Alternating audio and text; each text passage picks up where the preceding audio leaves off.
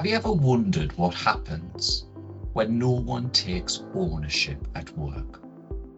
Well, I think we could all agree that deadlines are likely to slip.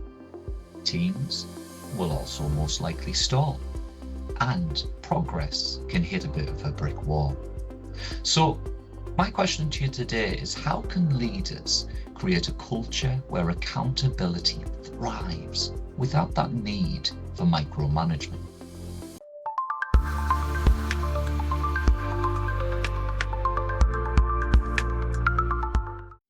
Hi, I'm Leigh, and in this quick video, we're diving into two very different leadership approaches.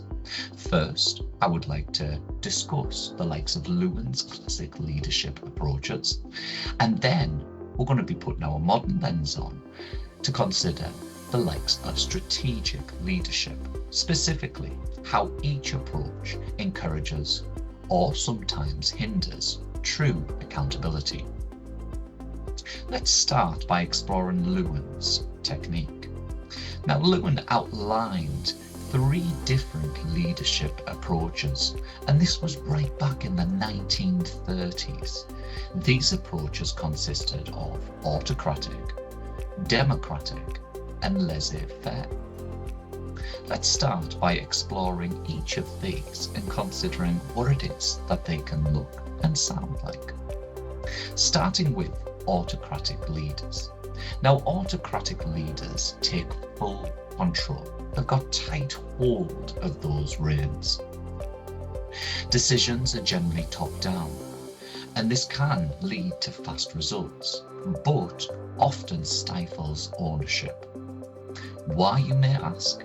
Well, it's very much because the team members may not feel fully trusted when this approach is utilised. Secondly, let's turn our attention to more democratic leaders. And the democratic leader is seen to promote collaboration and shared responsibility. Accountability grows when people feel their voice matters and they're part of the overall process. And finally, of course, there's laissez-faire. And this is very much the hands-off approach. Leaders who adopt a laissez-faire approach can foster autonomy. However, we've got to be mindful that too little guidance can lead to confusion and lack of clarity, which ultimately kills the accountability that we're looking to achieve here. Now let's fast forward to the modern day, where strategic leadership is highly encouraged. Now, strategic leadership blends vision, adaptability, and influence to empower the teams that we are responsible for. Strategic leaders set clear goals and align team roles with long-term objectives. But unlike the autocratic styles we discussed earlier, they don't dictate how to do so. Instead, they use techniques such as coaching, they mentor, and also provide space for innovation. This builds on psychological ownership, where team members feel truly trusted and responsible for their outcomes. They also promote accountability through data-driven decisions, continuous feedback loops, and cross-functional collaboration.